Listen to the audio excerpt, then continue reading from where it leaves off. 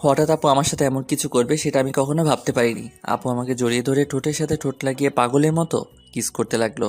আমি ছাড়ার চেষ্টা করছি কিন্তু আপু আমাকে শক্ত করে ধরে আছে। প্রায় 5 মিনিট পর ছেড়ে দিয়ে কান্না করতে করতে বলল, তুই কি কিছু বুঝিস না আমি কেন তোকে অন্য মেয়ের সাথে কথা বলতে দিই না? তোকে সব সময় চোখে চোখে রাখি, তোর এত কেয়ার করি কারণ আমি তোকে ভালোবাসি। আমি তোকে অন্য মেয়ের সাথে কথা বলতে দেখলে সহ্য করতে পারি না। আমি তোকে অনেক ভালোবাসি রাসেল। আমি তো আপুর কথা শুনে অবাক হয়ে গেলাম। আপু এটা কি বলছে? তখন আমি আপুকে বললাম, আপু তোমার মাথা কি ঠিক আছে? তুমি এটা কি বলছো? আমি তোমাকে বড় বোনের মতো সম্মান করি। আমি মনে করছি তুমি আমাকে ছোট ভাই হিসেবে এত কেয়ার এবং খেয়াল রাখো। না, আমি তোকে ভালোবাসি বলে এত কেয়ার এবং খেয়াল রাখি। প্লিজ রাসেল, তুই আমাকে ফিরিয়ে দিস না। আপু এটা কখনো সম্ভব নয়। তুমি আমার 2 বছরের বড়। এটা পরিবারের এবং আঙ্কেল আন্টি কখনো মেনে নিবে না। সমাজের মানুষ নানান ধরনের কথা বলবে। আমি পারবো না তোমাকে ভালোবাসতে। তুই যদি আমাকে ভালো না বাসিস তাহলে আমি নিজেকে শেষ করে দিব। আমি তোকে ছাড়া বড় অসহায়। আমি তোকে ছাড়া থাকতে পারবো না। এই তোমাদের মতো মেয়েদের বাংলা সিনেমার মতো একটা ডায়লগ আছে, কাউকে নিজের করে না পেলে আত্মহত্যা করবে, হাত কেটে ফেলবে, ছাদ থেকে লাফ দিবে, এমনকি বিষ খাবে। এগুলো ছাড়া আর কি তোমরা কিছু করতে পারো না? যাকে ভালোবাসি তাকে যদি নিজের করে না পাই, তাই মেয়েরা এসব করতে বাধ্য হয়। আমি তোকে সত্যিই অনেক ভালোবাসি। আপু আমি তোমাকে বোনের মতো জানি। আমি তোমাকে কখনো ভালোবাসতে পারবো না। তুমি এসব বিষয়ে আমার সাথে কথা বললে আমি তোমাদের সবাইকে ছেড়ে চলে যাব। না না, তুই কোথাও যাস না। তোকে না দেখলে আমি থাকতে পারবো না। ঠিক আছে, আমি আর কখনো তোকে ভালোবাসার কথা বলবো না। কথাটা যেন মনে থাকে। আগে যেভাবে চলতে এখনও সেভাবে চলবে। আমি এখন রুমে গেলাম। এই বলে নিজের রুমে চলে আসলাম। রুমে এসে বিছানায় শুয়ে আপুর কথাগুলো ভাবতে লাগলাম। আপু এটা কেমন করে বলল? আঙ্কেল আন্টি যদি জানতে পারে তাহলে আমাকে বাসা থেকে বের করে দিবে। তারপর আমি কোথায় যাব? এই সব কিছু ভাবতে ভাবতে কখন যে ঘুমিয়ে গেছি মনে নাই। সকালে রিয়া রুমে এসে ডাকতে লাগলো। ওই রাসেল, ওর তাড়াতাড়ি। কি হয়েছে, ডাকছিস কেন? আজকে তুই আমার সাথে কলেজে যাবি, তাই তোকে ডাকতে আসলাম। আমি তোর কলেজে যাব কেন? আমি তো তোর কলেজে পড়ি না। সেটা তো আমি জানি। তোকে আমাদের কলেজটা ঘুরে দেখাবো, তাড়াতাড়ি ওঠ। ঠিক আছে তুই যা, আমি ফ্রেশ হয়ে আসছি। রিয়া আর কোনো কথা না বলে আমার রুম থেকে বেরিয়ে গেল। আমি বিছানা থেকে উঠে ওয়াশরুমে ঢুকে ফ্রেশ হয়ে রেডি হয়ে নিচে চলে আসলাম। নিচে এসে দেখি মামা মামি নাস্তার টেবিলে বসে আছে। আমি গিয়ে একটা চেয়ার টেনে বসলাম। অনেক ভালো ঘুম হয়েছে মামা। তা তুমি এত সকালে ঘুম থেকে উঠলে কেন? রিয়া আমাকে ঘুম থেকে উঠিয়ে দিল তার সাথে কলেজে যাওয়ার জন্য। আমাকে নাকি তাদের কলেজটা ঘুরে দেখাবে। ও ঠিক আছে, তোমরা নাস্তা করো, আমি নাদিয়াকে ঘুম থেকে ডেকে তুলছি। আপু এখনো ঘুম থেকে উঠে নাই। এখনো তো উঠে নাই? গতকাল রাতে অল্প কয়টা খাবার খেয়েছে। মেয়েটার হঠাৎ কি হলো? কি আর হবে, মনে হয় ভালো লাগছে না তাই খাবার কম খেয়েছে। হঠাৎ রিয়া এসে একটা চেয়ার টেনে আমার পাশে বসলো। তখন রিয়া বলল, কি হয়েছে আম্মু? তোমরা কি নিয়ে কথা বলছো? আপুর আবার কি হবে? কালকে তো আমাদের সাথে সুন্দরভাবে ঘোরাঘুরি করছে। মনে হয় অনেক হাঁটাহাঁটি করাতেই শরীর খারাপ লাগছে। হয়তো তাই হবে। ঠিক আছে, তোরা নাস্তা করে কলেজে যা। আমি নাদিয়ার ঘুম থেকে উঠলে তাকে জিজ্ঞেস করব। কেউ আর কোনো কথা না বলে নাস্তা খেতে লাগলো। আর আমি তো জানি আপু কেন এমন করছে। আপু যেটা চাচ্ছে সেটা কখনোই সম্ভব নয়। আমি কখনো আপুকে ওই রকম চোখে দেখি নাই। রিয়া আর আমি নাস্তা করে মামাকে বলে বাসা থেকে বেরিয়ে আসলাম। তখন রিয়া বলল, আচ্ছা রাসেল, দেখ তো আমাকে কেমন লাগছে। আমি তো এতক্ষণ রিয়ার দিকে খেয়াল করি নাই। আজকে রিয়াকে অনেক সুন্দর লাগছে। রিয়ার সৌন্দর্য ফুটে তুলছে তার ঠোঁটের পাশের তিলটাই। তখন আমি বললাম, আজকে তোকে অনেক সুন্দর লাগছে। যে কোনো ছেলে দেখলে প্রেমে পড়ে যাবে। কোনো ছেলে পড়ার দরকার নেই, তুই পড়লেই হবে। ওই বিড়বিড় করে কি বলছিস? কিছু না, একটা রিক্সা ডাক দে। বাসায় গাড়ি থাকতে রিক্সা করে কলেজে যাবি কেন? আমার মন বলছে তুই একটা রিক্সা ডাক দে। ওই একটা রিক্সা ডাক দিব কেন? আমরা তো দুইজন এখানে। একটা রিক্সা কি করে যাব? ওই হারামি, রিক্সায় করে আমি আর তুই যেতে পারবো না। বেশি কথা না বলে রিক্সা ডাক দে। ঠিক আছে দিচ্ছি। একদিনের পরিচয়, তুই আমার সাথে এইভাবে ঝগড়া করছিস? তোর সাথে তো এখনো কিছু করি নাই, তাড়াতাড়ি রিক্সা ডাক দে, এমনি দেরি হয়ে যাচ্ছে। আমি আর কোনো কথা না বলে একটা রিক্সা ডাক দিলাম। দুজনে রিক্সায় উঠলাম। তখন রিয়া বলল, আচ্ছা রাসেল, তুই কি কখনো প্রেম করেছিস কোনো মেয়ের সাথে? আমার দ্বারা এসব হবে না। আমার সাথে কোনো মেয়ে প্রেম করবে না। আমার চেহারা ভালো না। কে বলেছে তোর চেহারা খারাপ? তুই দেখতে অনেক সুন্দর।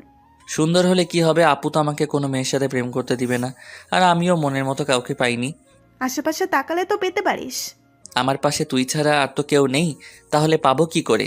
আরে পাগল, তোকে কি আমি অন্য কারো কথা বলছি? আমাকে কি চোখে পড়ে না? কিরে চুপ করে আছিস কেন? তোর কলেজ আর কত দূর? এই তো সামনেই। তারপর দুজনে কথা বলতে বলতে রিয়ার কলেজের সামনে চলে আসলাম। আমি রিক্সা ভাড়া দিলাম। রিয়া আমাকে মানা করছে, কিন্তু তারপরেও আমি ভাড়া দিছি। দুজনে গেট দিয়ে কলেজের ভিতরে ঢুকলাম। হঠাৎ কয়টা মেয়ে আমাদের সামনে আসলো। তাদের একটা মেয়ে বলল, কি রে রিয়া, তোর সাথে উনি কে? আগে তো কখনো দেখিনি। আরে আমার মনে হয় কি, আমাদের রিয়ার বয়ফ্রেন্ড। দেখতে কিন্তু অনেক সুন্দর। যদি রিয়ার আগে আমি দেখতাম তাহলে ওর সাথে প্রেম করতাম। ও আইসে, তোর যে চেহারা, এই চেহারার এরকম ছিল কখনো পাবি না। ওই তোরা কি চুপ করবি? ঋতুমিতু, তোরা জানিস ওকে? ও হচ্ছে আমার ফুফাতো ভাই রাসেল। তুই তো কখনো আমাদের তোর ফুফাতো ভাইয়ের কথা বলিস নাই। আমি যদি জানতাম আমার ফুফাতো ভাই আছে তাহলে তো তোদের অবশ্যই বলতাম। তোরা তো আমার ফুফাতো বোন নাদিয়া আপুকে চিনিস, ওনার ছোট ভাই। ও আচ্ছা, তা ভাইয়া কেমন আছেন? আমি এতক্ষণ ওদের কথা শুনে মাথা নিচু করে রাখলাম। আর রিয়ার কথা শুনে তো আমি আরও অবাক হয়ে গেলাম। সে ওদের সত্যিটা বলে নাই। তখন আমি বললাম, প্রথম কথা হচ্ছে আমাকে ভাইয়া বলে ডাকা যাবে না। আমি তোমাদের সাথে সেম ইয়ারে পড়ি, আর আলহামদুলিল্লাহ আমি আছি। আপনারা সবাই কেমন আছেন? যেহেতু আমাদের সাথে পড়েন তাহলে আমাদের আপনি না, তুই করে বলবেন। আমরাও ভালো আছি। ঠিক আছে, পরে কথা বলা যাবে, এখন ক্লাসে চল। আমি বলি কি, তোরা ক্লাসে যা, আমি বাসায় চলে যাই। আমি এখান থেকে কি করব? তুই আমাদের সাথে ক্লাসে যাবি? যদি তোদের স্যার এবং ছাত্র ছাত্রী কিছু বলে? তাও কথা ঠিক। আচ্ছা তাহলে তুই বাসায় চলে যা, দুপুর 1টার সময় আমাকে এসে নিয়ে যাস। আমি ঠিক আছে বলে কলেজ থেকে বেরিয়ে একটা রিক্সা নিয়ে বাসায় চলে আসলাম। বাসায় কলিং বেল চাপ দেওয়ার পর মামি এসে দরজা খুলে দিল। আমাকে দেখে বলল, কি ব্যাপার রাসেল, তুমি চলে আসলে কেন? আমি কলেজ থেকে কি করব, তাই চলে আসলাম। রিয়া বলেছে তাকে দুপুরে গিয়ে নিয়ে আসতে। ও ঠিক আছে, তুমি রুমে যাও, আমি তোমার জন্য উপরে কফি নিয়ে আসছি। আমি এখন কফি খাবো না। আপু কি ঘুম থেকে উঠেছে? নাস্তা করে এখন ওর রুমে আছে। ঠিক আছে। আমি আপুর রুমে গেলাম বলে ভিতরে ঢুকে আপুর রুমে চলে গেলাম। আপুর রুমে এসে দেখি কার সাথে যেন মোবাইলে হেসে হেসে কথা বলছে। আমাকে দেখে ফোনটা কেটে দিল। তখন বলল, তুই আমার রুমে কেন এসেছিস? আমি তোমার রুমে আসলে সমস্যা কোথায়? আর তুমি কার সাথে কথা বলছো? সেটা কি তোকে বলতে হবে? আপু তুমি আমার সাথে এভাবে কথা বলছো কেন? তোর সাথে আমার কথা বলতে ভালো লাগছে না, তুই আমার রুম থেকে বেরিয়ে যা। আমি আর কোনো কথা না বলে আপুর রুম থেকে বেরিয়ে আমার রুমে চলে আসলাম। বিছানায় বসে ভাবতে লাগলাম, আপুর হঠাৎ কি হলো? আমার মনে হয় তার ভালোবাসা অ্যাকসেপ্ট না করার কারণে আমার উপর রেগে আছে। আপুর এমন কথায় কেন জানি আমার অনেক খারাপ লাগছে। পরে ভাবলাম, রাগ করলে করুক, কিছুদিন পর এমনি ঠিক হয়ে যাবে। আর কিছু না ভেবে একটা ঘুম দিলাম। দুপুরের দিকে ঘুম থেকে উঠে দেখি 1টা বাজার 10 মিনিট বাকি আছে। তাই কোনো রকম ফ্রেশ হয়ে মামিকে বাসা থেকে বেরিয়ে একটা রিক্সা নিয়ে রিয়ার কলেজের সামনে চলে আসলাম। কলেজের সামনে এসে দেখি রিয়া তার বান্ধবীদের সাথে বাহিরে দাঁড়িয়ে আছে। আমাকে দেখে ঋতু আর মিতুর থেকে বিদায় নিয়ে আমার সাথে রিক্সায় উঠে বসলো। তোর আসতে লেট হলো কেন? আসলে কলেজ থেকে গিয়ে ঘুমিয়ে পড়েছি, উঠতে একটু দেরি হয়ে গেছে, তাই আসতে একটু দেরি হয়েছে। ও তারপর দুজনে কথা বলতে বলতে বাসায় চলে আসলাম। এবার রিয়া আমাকে রিক্সা ভাড়া দিতে দিল না, রিয়া এবার রিক্সা ভাড়া দিল। তারপর দুজনে বাসার ভিতরে ঢুকে যে যার রুমে চলে গেলাম।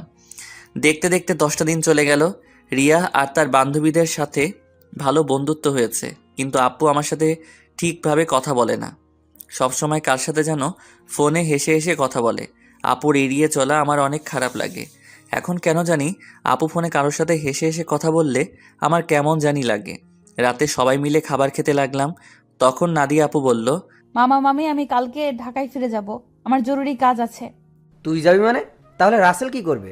ও যাবে কিনা সেটা বলতে পারে। রাসেল তুমি কি বলো, নাদিয়ার সাথে কি তুমি যাবে, নাকি তুমি আরো কিছুদিন থাকবে?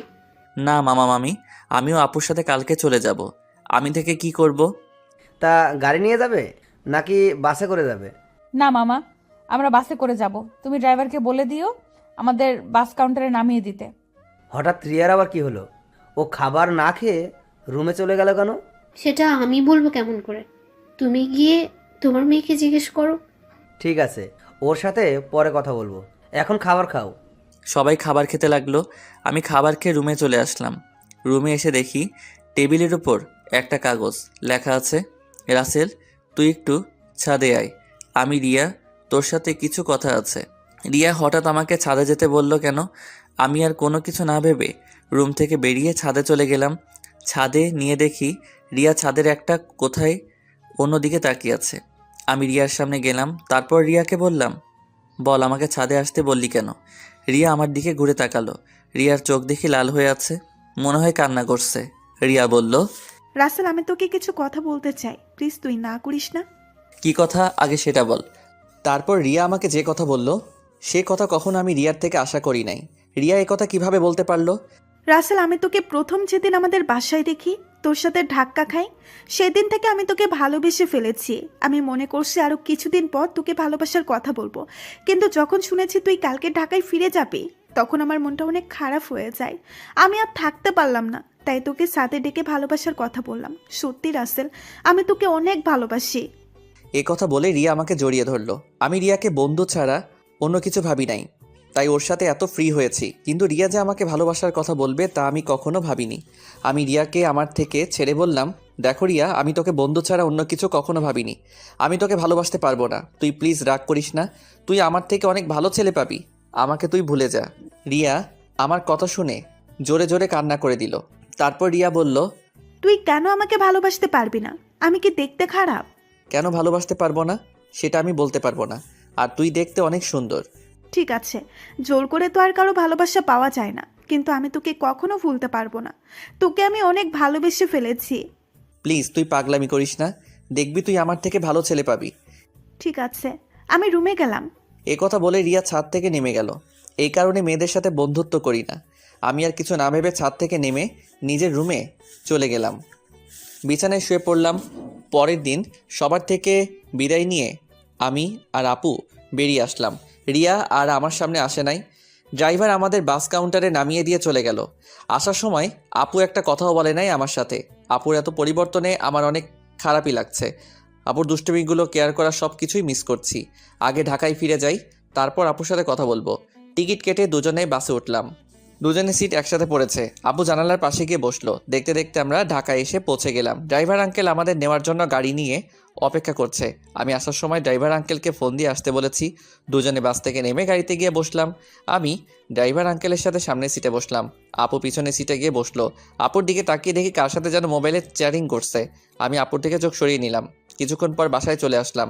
আপু গাড়ি থেকে নেমে ভিতরে চলে গেল। আমি জামা কাপড়ের ব্যাগ নিয়ে ভিতরে গেলাম।